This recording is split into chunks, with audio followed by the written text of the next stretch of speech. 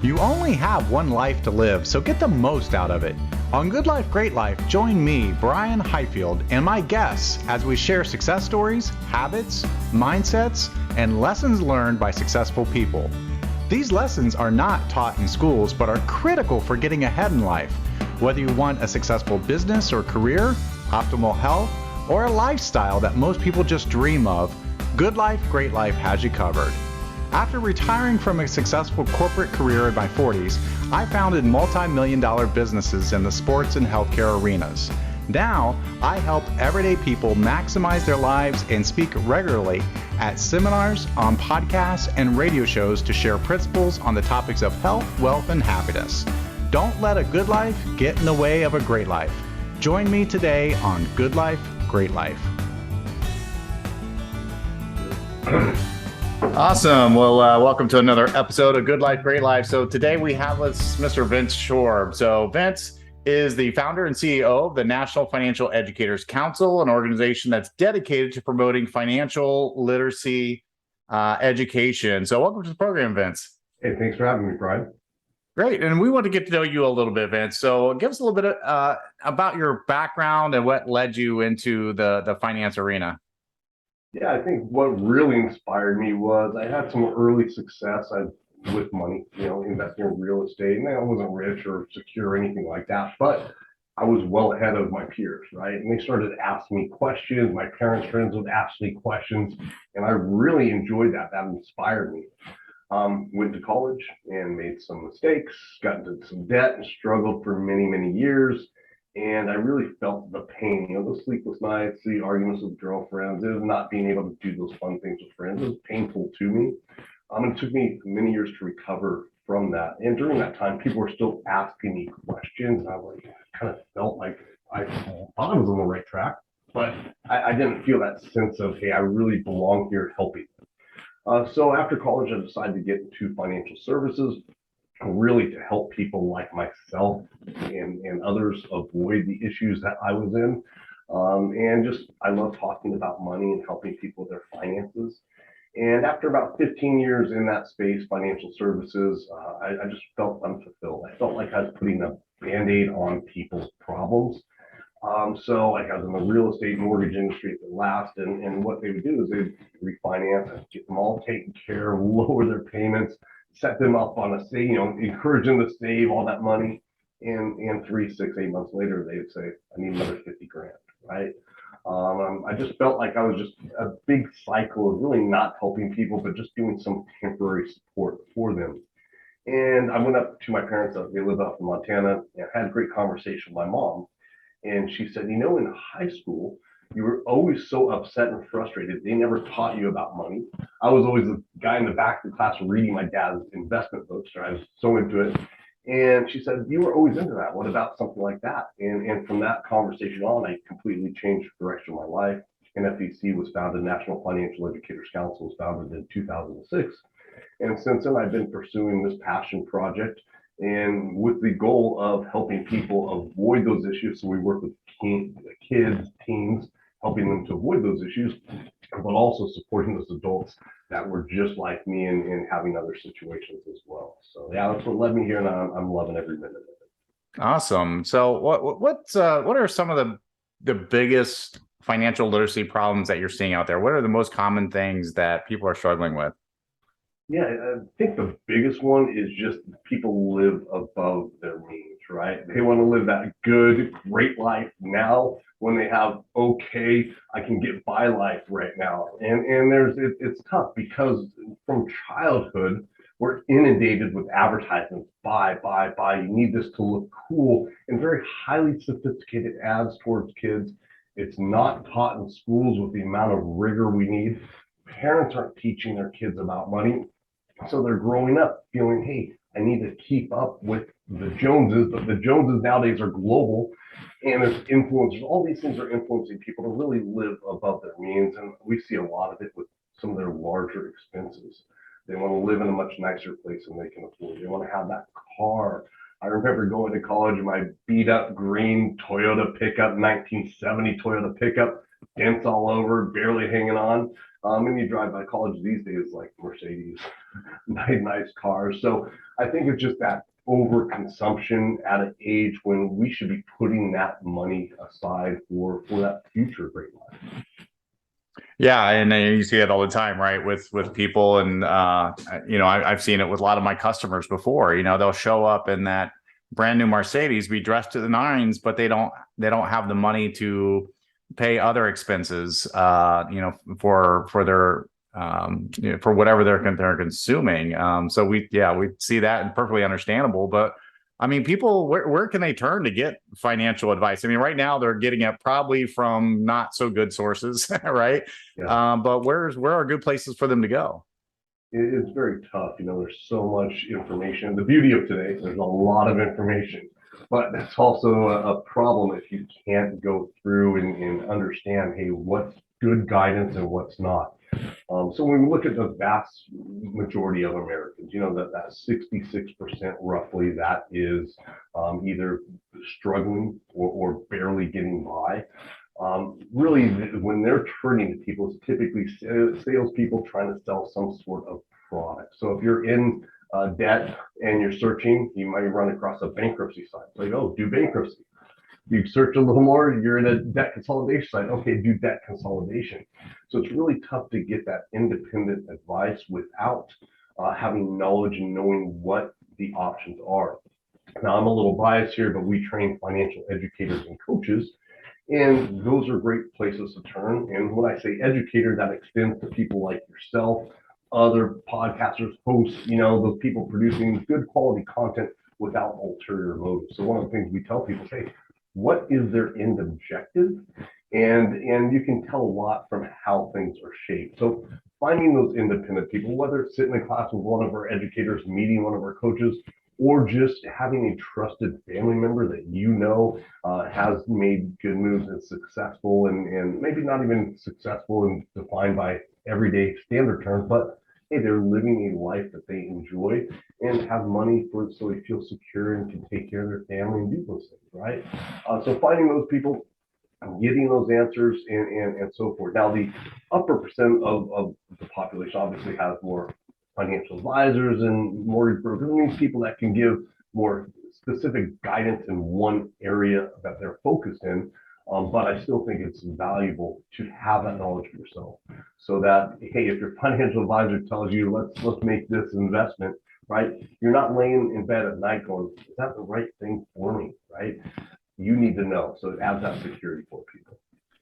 Yeah, and so it helps to have someone in your corner that, like you said, let you trust, so you can sleep well at night, and not second guess decisions you may make. So I mean, most people, let's face it, right now are kind of living paycheck to paycheck, living probably, like you said, living above their means. So in a general case, what is the first thing that you would advise someone to do, or what are some of the general things, some of the general principles that you would give that person to get out of that situation and maybe really start looking towards their future?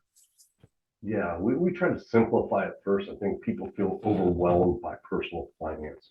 And really, it's not that difficult of a subject, but there's behaviors, habits, past, really damaging emotional situations people have gone through. People have seen their parents lose their home for money, or they've struggled and just had, divorce because of money. So, the first thing is to simplify it, right? It's not that, it's not mysterious. Here's the things we need to focus on. And really, it comes down to the big ones are how much we're able to save per month, right? And that's basically income and expenses. So we try to simplify it so then they can see the big picture and what we're trying to help and how we're trying to help them accomplish that. And then just also, let them know that, hey, we're not making logical decisions all the time.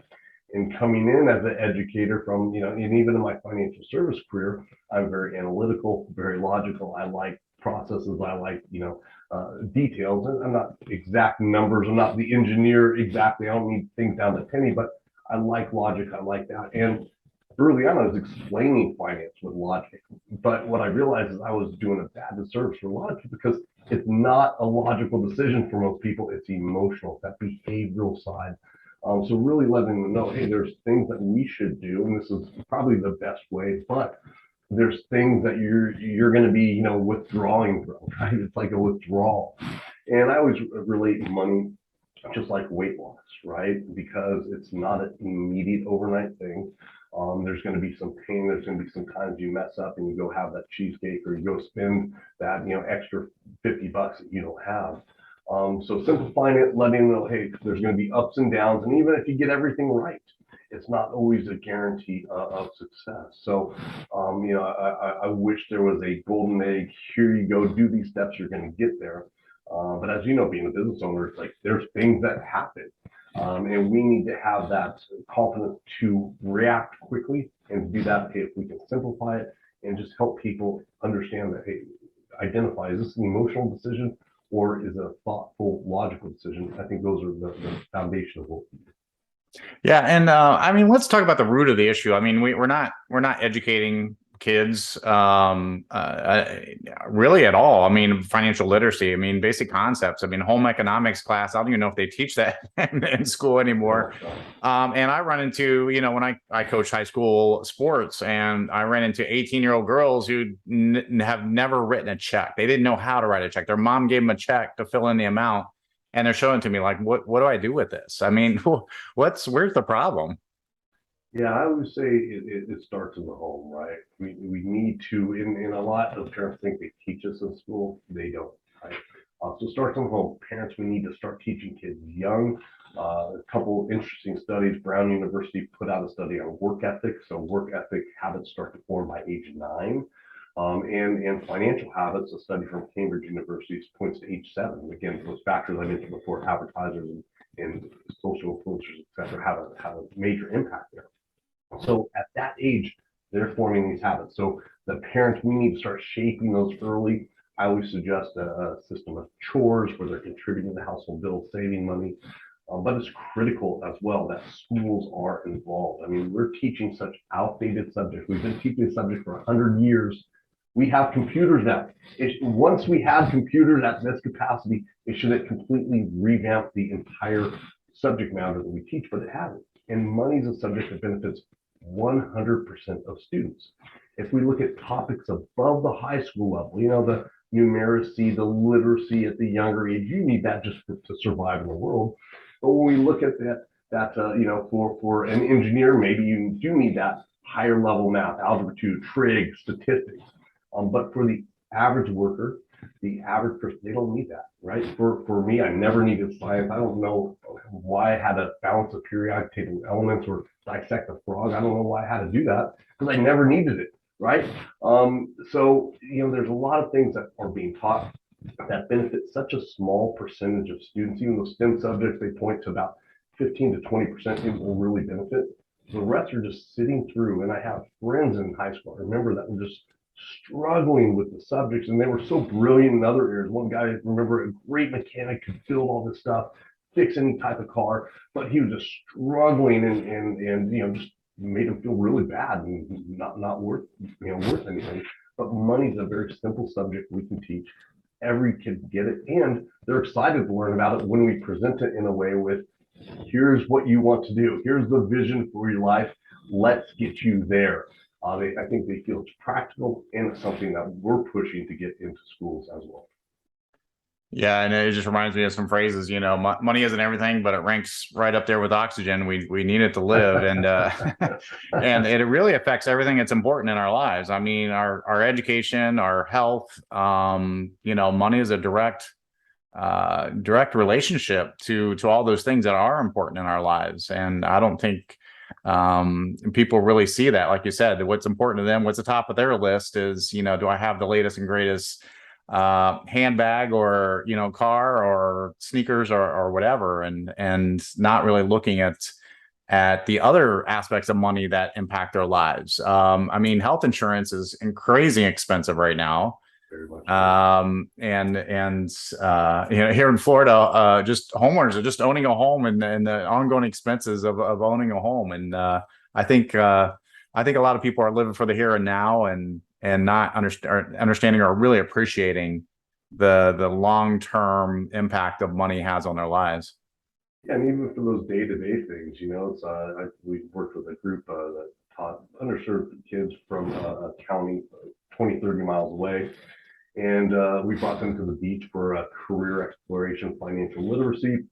And I forget the exact number, but about 75% of them, and this was their parents and their children, never been to the beach. Why? Because gas, parking, it costs money. Trunks, they never been. So it was a whole new world for them. It was so exciting to see. But I'm like, that's 20 miles away, and because of this experience of being bused there and having this opportunity, they would have missed that experience completely.